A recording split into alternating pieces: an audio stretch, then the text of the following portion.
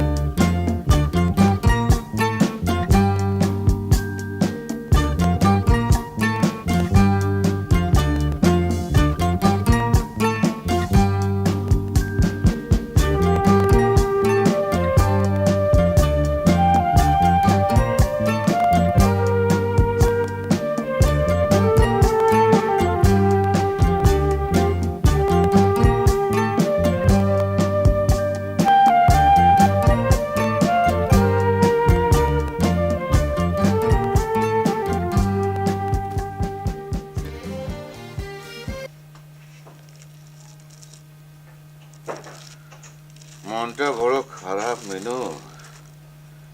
মেয়ের বিয়ে হয়ে যাওয়াটা খুব কষ্টের ব্যাপার, বুঝলে মিনু। কাল সারা রাত ঘুম হয়নি, বারবার মনে হয়েছে মামুনির কথা। বারান্দায় বসেছিলাম।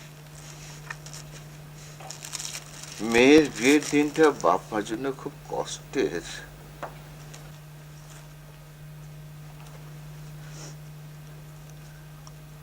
মা, তুমি এখনো কান্নাকাটি করছো নাকি? কান্নাকাটিতে একটু থামাও তো, নলে তো চোখে ঘা হয়ে যাবে। বাবা, তুমিও কাঁদছিলে নাকি? না, কাঁদতে ভুলে গেছি। মেয়েটি যাবার সময় চোখে পানি আসেনি। এই মায়েদের কান্না থামানোর জন্য একটা নতুন নিয়ম চালু করতে হবে। বিয়ের পর মেয়েরা বাবা মার সঙ্গে থেকে যাবে আর ছেলে বিছানা বালিশ বগল দাবা করে শ্বশুর বাড়িতে চলে আসবে। কেমন, কি আইডিয়াটা পছন্দ হয়? আচ্ছা, মেয়ে তো থাকেই কলা বাগানে, এখান থেকে রিক্সা ভাড়া 3 টাকা, যখন মন চাইবে চলে যাবে হুট করে। রিক্সা ভাড়া কত বললি? ওই মানে অফিস টাইমে 4 টাকা, এমনিতে 3 টাকা। বাবু শোন, আমি বাসায় টেলিফোন আনছি, যখনই মন খারাপ করবে মেয়ের সঙ্গে কথা বলবে, হয়ে গেল। আবার কি হলো?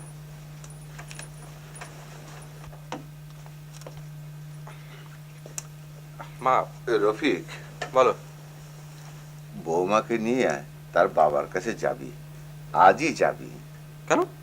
কেন টেন না, যেতে বলেছি যাবি। বাবা, আমার শ্বশুর তার মেয়ের জন্য মোটেই ব্যস্ত নন। ওই লোকটার হৃদয় পেতলের তৈরি, সেন্টিমেন্টের মতো সস্তা জিনিস ওখানে নেই। আমি লোকটাকে অল্প অল্প পছন্দ করতে শুরু করে দিয়েছি। কে? আরে এখানে আছে, আসুন। ওয়ালাইকুম আসসালাম। এনায়ে যে, এসো, ভাই এসো। মা, মেয়ে শ্বশুর বাড়ির থেকে আসছে, বস। বুঝলে? আরে বাপ রে, একেবারে এলাহি কাণ্ড, বুঝেছো? এলাহি কাণ্ড। কিরকম এলাহি কাণ্ড? ভাবি, নতুন ধনী নয়, একেবারে খানদানি পুরনো ধনী, বুঝেছেন? আচ্ছা, ওই নতুন এবং পুরনোর মধ্যে ডিফারেন্সটা কি? কি আশ্চর্য, ডিফারেন্স তুমি খুঁজে পাচ্ছ না? আচ্ছা, নতুন ঘি আর পুরনো ঘি দুটো এক জিনিস হলো? হ্যাঁ, ভাইজান, কি দেখলেন তাই বলুন। ভাবি, সে একে হুলুস্থুল ব্যাপার, বাড়ি ভর্তি কাজের লোক, দারোয়ান, মালি, আরো কত কি, এই হুশ করে গাড়ি আসছে, ফুস করে চলে যাচ্ছে, মানে এর বর্ণনা দেয়া যায় না। ছেলের বাবার সঙ্গে কথা হয়েছে? কি আশ্চর্য, কথা হবে না কেন? অনেক অনেক কথা হয়েছে ভাইয়া, অনেক কথা হয়েছে। কি কথা হয়েছে সেটা আগে বলেন। ভাবি, খুব ভালো বিয়ে হয়েছে, এরকম বিয়ে লাখে একটা হয় না। নীলু, হ্যাঁ, আমার এই ফাইলটা দাও তো, হলুদ রঙের ফাইলটা।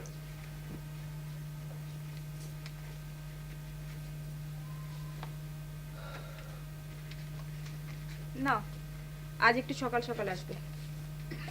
কেন? ও মা, কাল রাতে তোমাকে বললাম না, আজ সন্ধ্যায় আমরা শাহানা শ্বশুর বাড়ি যাচ্ছি। রফিক গাড়ি জোগাড় করবে। ঠিক আছে, সকাল সকাল ফিরবো। শোনো, আসবার সময় ফুল আনতে পারবে? হাইকোর্টের সামনে পাওয়া যায়। কিন্তু ফুল কি জন্য? বারে শাহানাদের ঘর সাজাতে হবে না, শাহানা আর ওর বর এই বাড়িতে থাকবে 2 দিন। ও, ওরা কি আজকে আসবে? হ্যাঁ, আমরা নিয়ে আসবো। এই ঘরটাই ওদের ছেড়ে দেবো, একটু বড় আছে, কি বলো? Fine with me. যাই। আরেকটা কথা শুনে যাও। আবার কি? বসো এখানটায়, তারপর বলবো। চট বলো। কথা শুনে রাগ করতে পারবে না কিন্তু। আচ্ছা, যে কথা শুনলে এখন রাগ করতে পারি, সেটা এখন না বলে হয় না? হয়, ঠিক আছে, যাও। না, বসলাম যখন শুনেই যাই। বলো, সংক্ষেপে বলবে। না, আমি ভাবছিলাম কি, আমার পুরনো অফিসে একবার যাব, আমার বসের সঙ্গে দেখা করব। যাও, এটা এমন কি সিরিয়াস কথা? আর আমার পুরনো চাকরিটা পাওয়া যায় কিনা সেটা খোঁজ করব। খোঁজ নাও। তবে নীলু, আমি বলছিলাম কি, তোমার তো এখন চাকরির ঠিক দরকার নেই, টাকা পয়সারও তেমন সমস্যা নেই, তাছাড়া মেয়েটার শরীরটা ভালো নেই। তোমার মন থেকে এখনো ভয় সংশয় যায়নি না? আমার এখন টাইম নেই, পরে আলাপ হবে, চলি।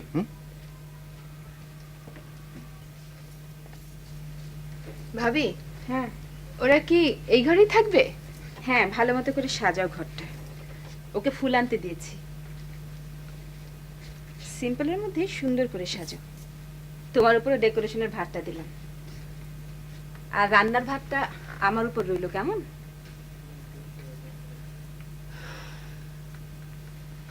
শারমিন, তুমি কি কিছু ভাবছো? তোমাকে যেন কেমন চিন্তিত মনে হচ্ছে। ভাবি, রফিকের অফিসে একজন সুন্দরী স্টেনো এসেছে, দেখেছো? না, খুব সুন্দরী বুঝি। খুব সুন্দরী না? তাতে কি হয়েছে? না, কিছু হয়নি। দেখো শারমিন, তোমাকে এসব নিয়ে ভাবতে হবে না, এসব খুব সামান্য ব্যাপার। সামান্য ব্যাপার নাও তো হতে পারে ভাবি। আমি ওদের একসঙ্গে রিক্সায় ঘুরতে দেখেছি। অফিসের বসরা কি কখনো স্টেনোদের নিয়ে রিকশায় ঘুরে বেড়ায়? অফিসের বসদের গাড়ি থাকে, ওরা কখনো কখনো স্টেনোদের বাসায় পৌঁছে টৌছে দেয়। যাই হোক, তোমার মনে যখন একবার খটকা লেগেছে, তখন তুমি বরং রফিককে জিজ্ঞেস করো। মনের মধ্যে পুষে রাখা ঠিক না। না, ওকে আমি কিচ্ছু জিজ্ঞেস করবো না। ঠিক আছে, আমি জিজ্ঞেস করব। তুমি কোথায় দেখেছো ওদের একসঙ্গে রিকশা? আমি নিউ মার্কেটে যাচ্ছিলাম, দেখলাম কার্জন হলের সামনে।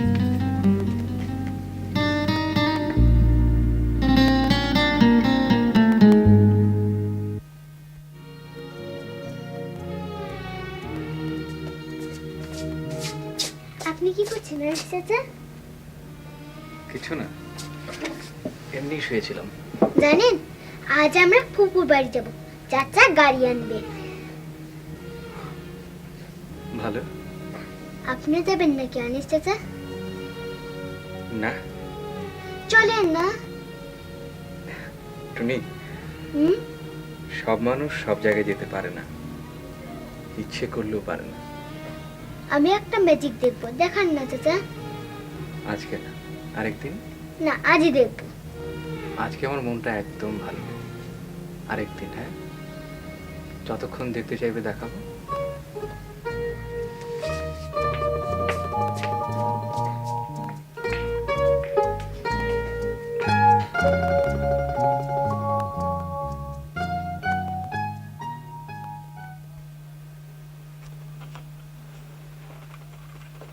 আসসালামু আলাইকুম স্যার।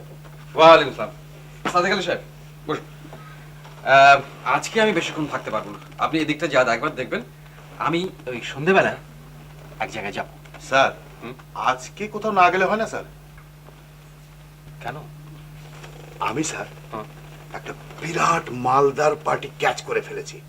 ওরা বর্ষি গিলে ফেলেছে, এখন শুধু সুযোগ বুঝে আমাদেরকে সুতো ছাড়তে হবে। সাদেক আলী সাহেব, জি স্যার। আপনি এমন ভাবে কথা বলেন, মনে হয় যেন সবসময় আপনি একটা ষড়যন্ত্র করছেন। ব্যবসার স্যার 12 আনাই হচ্ছে ষড়যন্ত্র, আর 4 আনা হচ্ছে খামচা খামচি, কামড়া কামড়ি। তার মানে? মানে স্যার আস্তে আস্তে বুঝবেন, যত ব্যবসা বড় হবে সব বুঝতে পারবেন স্যার। তবে স্যার, আমাদের এখন প্রধান ও প্রথম কাজ হচ্ছে ওই পার্টিটাকে খেলিয়ে খেলিয়ে কিনারে নিয়ে আসা। আমি স্যার অবশ্য ব্যবস্থা করে ফেলেছি। করে ফেলেছেন? জি তো কি ব্যবস্থা করেছেন একটু শোনান দেখি শুনি। স্যার, আমি ওই পার্টির জন্য আজকে একটা পার্টি থ্রো করেছি। Exclusive party in exclusive place. না না স্যার, কিচ্ছু জিজ্ঞেস করবেন না, কোথায় পার্টি, কি ব্যাপার, আমি কিচ্ছু বলতে পারবো না স্যার। তা কত খরচ হবে এই পার্টিতে? ওটা স্যার একটা হিসাব করে বের করা যাবে, কিন্তু স্যার এখন আপনি স্যার ওদের সাথে বিকালে একটু কথা বলেন। আপনাকে পার্টিতে যেতে হবে না স্যার, যা করবার আমি সব ব্যবস্থা করে নেব। সাদেক আলী সাহেব, জি? আপনি সব বুঝে সুঝে করছেন তো? শেষ পর্যন্ত একটা ঝুট ঝামেলা না জড়িয়ে পড়ি। আমি থাকতে ঝামেলা পড়বেন আপনি? No, never. স্যার, আপনি এখন গিয়ে নিউ মার্কেটে একটা মার্ডার করে আসেন। যদি আমি রাত 8টার মধ্যে আপনাকে সমস্ত ঝামেলা মুক্ত করে না আনতে পারি, তাহলে আমার সাদেক আলী নাম চেঞ্জ করে ফেলবো, না আমি বদলে দেবো। নাম বদলে দেবেন? জি। নাম বদলে কি রাখবেন? নাম রাখবো নাবালক আলী স্যার।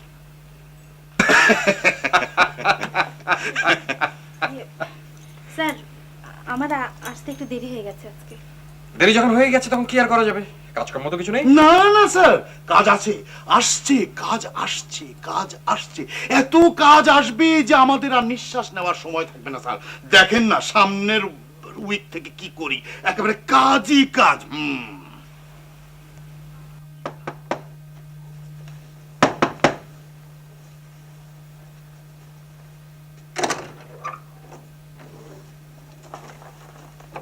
আসসালামু আলাইকুম। ওয়ালাইকুম আসসালাম। এটা রফিকুল ইসলাম সাহেবের বাসা না? জি, সে তো বাসায় নেই। আমি টিএনটি অফিস থেকে এসেছি টেলিফোন কানেকশন দিতে। টেলিফোন? জি স্যার। এখনই লাগাবেন? বিকাল নাগাদ চালু হবে। কথা লাগবে বসার ঘরে? আপনি বসেন, আপনি বসেন, বসেন। এই মিনু, মিনু, দেখে যে আমাদের টেলিফোন লাগাতে এসেছে। বসেন, চাটা খান, চা। জি না স্যার, আগে কাজটা শেষ করি। না না, আগে চা খান। মিনু, চেঁচামেচি করছো কেন? চেঁচামেচি করলাম কখন? টুনি, টুনি, দেখে যে আমাদের টেলিফোন লাগাতে এসেছে। টেলিফোন।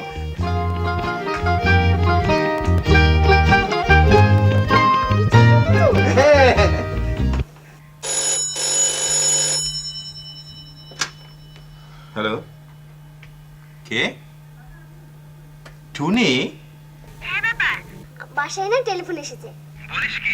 হ্যাঁ বাবা, সত্যি। মা তোমার সাথে কথা বলবে। বাসা নাকি টেলিফোন আসছে?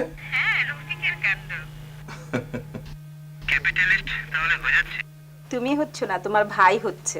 তোমার কথা যেন ইয়ে, হ্যালো, শোনো, বাবা তোমার সঙ্গে কথা বলবেন।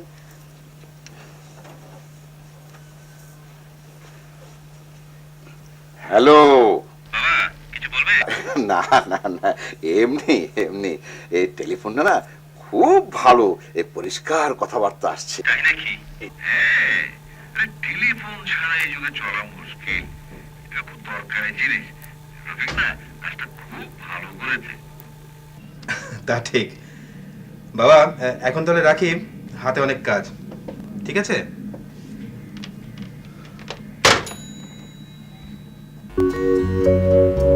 শাহানা,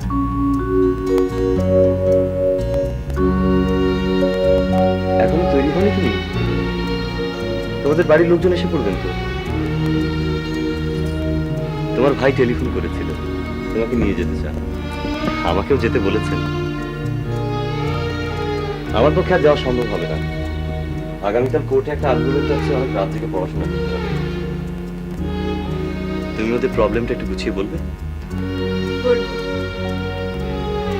অবশ্য তুমি নিজে যদি চাও যে আমাকে ছাড়া যাবে না, তাহলে একটা ব্যবস্থা করা যায়। চাও নাকি?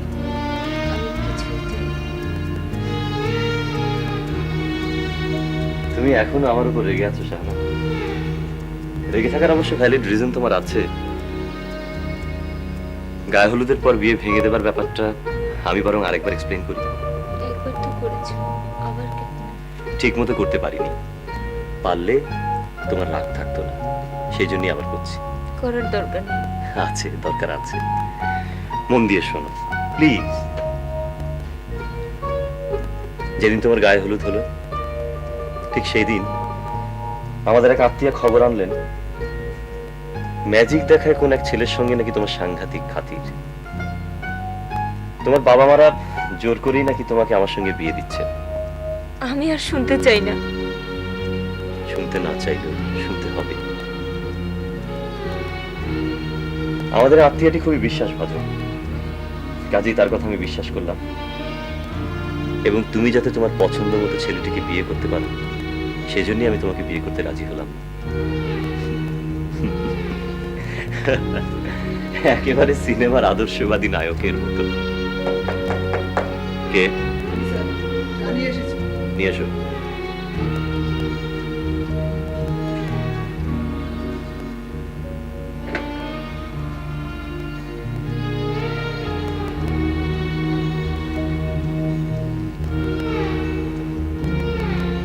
তারপরে যখন শুনলাম বিয়ে ভেঙে যাওয়ায় মনের কষ্টে তুমি স্লিপিং পিল খেয়েছো,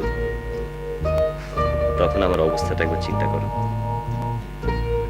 নিজেকে মনে হচ্ছিল কেঁচোর মতো কুৎসিত কোনো প্রাণী। এত খারাপ সময় আমার জীবনে আর কখনো আসেনি। আমি প্রতিজ্ঞা করেছিলাম, মেয়েটি সুস্থ হয়ে উঠলে একেই বিয়ে করব। আর যদি করতে না পারি, কোনোদিন বিয়ে করব না। ওই বোধহয় ওনারা এসে পড়েছেন, আমি যাচ্ছি।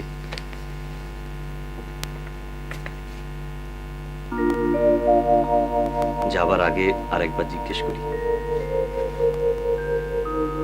তুমি কি চাও আমি তোমার সঙ্গে যাই?